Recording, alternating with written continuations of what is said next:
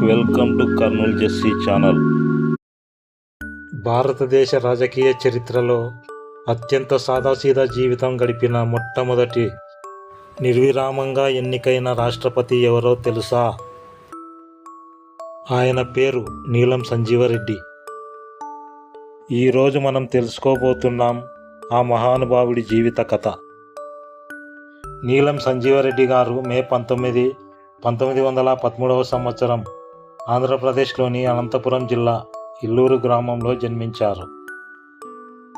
వారి కుటుంబం సాధారణ రైతు కుటుంబం. చిన్ననాటి నుంచే సత్యం, క్రమశిక్షణ, సేవాభావం అతని జీవితానికి పునాది అయ్యాయి. విద్యాభ్యాసం కోసం అనంతపురం, తిరుపతి, మద్రాసు ప్రాంతంలో చదువుకున్నారు. మద్రాసు లా కాలేజీలో చదువుతుండగానే భారత స్వాతంత్ర్య ఉద్యమ ప్రభావం అతని మనసును తాకింది. మహాత్మా గాంధీ పిలుపుతో చదువు మధ్యలోనే వదిలేసి స్వాతంత్ర ఉద్యమంలోకి దూకారు. ఉప్పు సత్యాగ్రహం, క్విట్ ఇండియా ఉద్యమం, బ్రిటిష్ ప్రభుత్వ వ్యతిరేక ఉద్యమాలు, ఈ ఉద్యమాల్లో పాల్గొని జైలు జీవితం కూడా గడిపారు. అయితే జైలులో ఉన్న అతని సంకల్పం మాత్రం ఇంకా బలపడింది. స్వాతంత్రం తర్వాత భారత జాతీయ కాంగ్రెస్ పార్టీలో చురుకైన పాత్ర పోషించారు. ముఖ్యమైన పదవులు: ఆంధ్ర రాష్ట్ర మొదటి ముఖ్యమంత్రి, ఆంధ్రప్రదేశ్ రెండవ ముఖ్యమంత్రి, భారత జాతీయ కాంగ్రెస్ అధ్యక్షుడు, లోక్సభ స్పీకర్.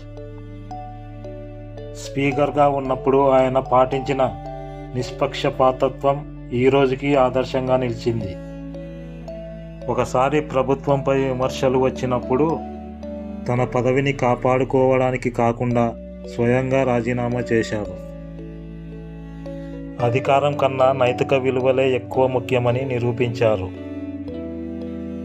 ఇదే ఆయనను ఇతర నాయకుల నుండి వేరు చేసింది. 1977వ సంవత్సరంలో నీలం సంజీవరెడ్డి గారు భారతదేశ 6వ రాష్ట్రపతిగా ఎన్నికయ్యారు. ప్రత్యర్థి లేకుండా ఎన్నికైన మొదటి రాష్ట్రపతి. అత్యంత సాదాసీదా జీవితం గడిపిన నాయకుడు. ఖరీదైన దుస్తులు ధరించేవాడు కాదు, అహంకారం లేదు. ప్రజలతో నేరుగా మాట్లాడే స్వభావం. అతని మాటలు తక్కువ కానీ పనులు ఎక్కువ. రాజకీయాల్లో నిజాయితీకి నిలువెత్తు ఉదాహరణగా నిలిచారు. ఆంధ్రప్రదేశ్ అవతరించాక కాంగ్రెస్ శాసనసభాపక్ష నాయకుడిగా బెజవాడ గోపాల్ రెడ్డిని ఓడించి తాను ముఖ్యమంత్రి అయ్యాడు. అల్లూరి సత్యనారాయణరాజును రాష్ట్ర కాంగ్రెస్ అధ్యక్ష పదవికి పోటీకి నిలబెట్టి రంగాను ఓడించాడు.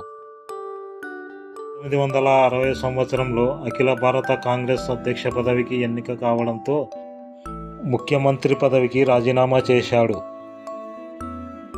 కాంగ్రెస్ అధ్యక్షుడిగా 2 ఏళ్లు పనిచేసి మళ్ళీ 1962వ సంవత్సరంలో ఆంధ్రప్రదేశ్ ముఖ్యమంత్రి అయ్యాడు. రవాణా సంస్థల జాతీయకరణ వివాదంలో సుప్రీంకోర్టు రాష్ట్ర ప్రభుత్వాన్ని తప్పుపట్టడంతో 1964 ఫిబ్రవరి 29న తన పదవికి రాజీనామా చేశాడు. ఆపై సంజీవరెడ్డి కేంద్ర రాజకీయాలలో క్రియాశీలకంగా వ్యవహరించసాగాడు. జూన్ 1, 1996 సంవత్సరంలో ఈ లోకాన్ని వీడినా ఆయన చూపించిన మార్గం ఈ రోజుకి నాయకులకు మార్గదర్శకం. నీలం సంజీవరెడ్డి గారు ఒక వ్యక్తి కాదు, ఒక విలువల పాఠశాల. నీలం సంజీవరెడ్డి గారి జీవితం మనకు చెప్పేది ఒకటే: పదవి శాశ్వతం కాదు, కానీ విలువలు శాశ్వతం. మా వీడియోస్ నచ్చినట్లయితే లైక్ చేయండి, షేర్ చేయండి, కామెంట్ చేయండి, సబ్స్క్రైబ్ చేసుకోండి, బెల్ కొట్టండి. జై హింద్.